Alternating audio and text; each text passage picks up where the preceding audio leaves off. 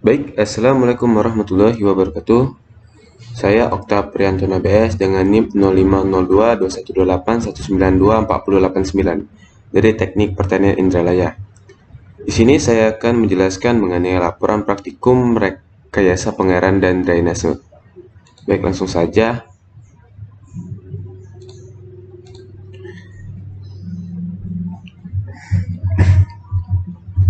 Dari sini mengenai survei lapangan, dan lokasi ini bertepatan di pemulutan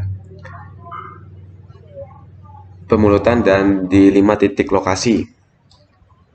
Spesifiknya tempat ini di Simpang Pelabuhan dalam Kecamatan Pemulutan, Kabupaten Ogan Ilir, Sumatera Selatan. Survei di lapangan ini dilakukan pada hari Sabtu 13 November 2021. Lokasi pertama yang kami lihat atau kami kunjungi yaitu rawa lebak di Pemulutan. Nah, ini posisinya itu di pinggir jalan, jadi kelihatan situ ada sistem irigasinya situ. Pada lokasi satu ini meninjau tentang rawa lebak merupakan ekologi yang terendam air pada periode waktu musim hujan dan kekeringan pada periode musim kemarau. Pada saat terendam air, tinggi muka air yang ada pada gambar ini tidak dapat dikendalikan, sehingga tinggi muka air di lahan sawah rawa lebak tidak dapat memenuhi sesuai kebutuhan tanaman. Dan yang artinya jika pada musim hujan di bagian gambar ini airnya akan naik, dan pada musim kemarau airnya akan turun atau kering. Selanjutnya, lokasi kedua ini bertepatan dengan gambar pintu air drainase Permulutan. Pada lokasi ini menjelaskan tentang pintu drainase. Pintu drainase ini dioperasikan pada kondisi tertentu dengan ketentuan. Misal pada saat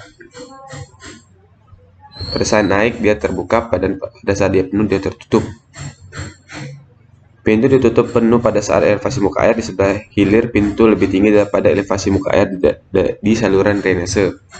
Pintu dibuka penuh pada saat elevasi muka air di sebelah hilir pintu lebih rendah daripada elevasi muka air di saluran drainase. Untuk lebih mengoptimalkan fungsi pintu air sebagai bangunan,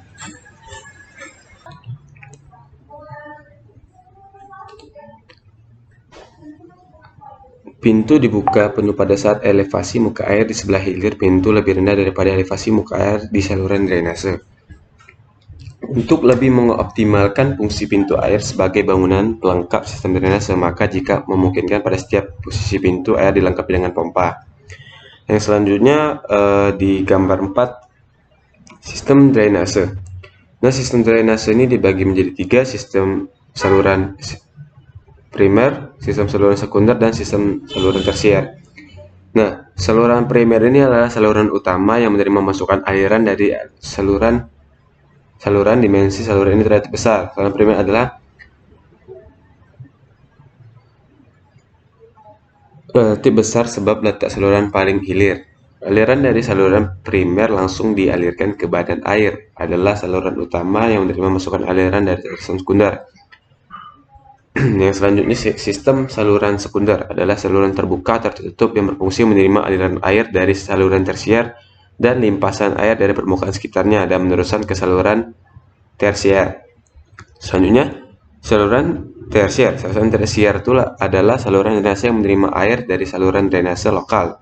Sistem saluran awal yang melayani kawasan kota tertentu seperti kompleks atau perumahan, areal pasar, areal industri dan komersial. Bisa juga sebagai tempat penampungan akhir atau tempat saluran akhir. Di sini juga terdapat ketentuan umum untuk desain drainase tersier agar dapat menghindari kerusakan pada genangan dan erosi. Yang pertama, ketinggian permukaan bibir drainase tersier tidak boleh lebih tinggi dari bahu jalan. Yang selanjutnya, pemeliharaan saluran tersier meliputi kegiatan sebagai berikut: pemotongan rumput pada lereng dan tanggul saluran, pembersihan saluran meliputi pengangkatan kotoran atau rumput di tengah saluran. Kegiatan ini sebaiknya dilakukan bersamaan dengan pemotongan rumput tepi saluran. Selanjutnya, pembentukan dan perapihan tanggul saluran tersier. Hal ini dilakukan bila terjadinya kerusakan tanggul akibat retakan atau longsoran. Selain memelihara saluran tersier, bangunan yang ada di saluran di pintu air yang dipelihara. Pemeliharaan yang harus dilakukan yaitu penimbunan dan pemadatan timbunan pada bangunan tersier. Penimbunan ini pada sayap bangunan untuk menahan benturan langsung pada bagian sayap dan pokok bangunan tersier.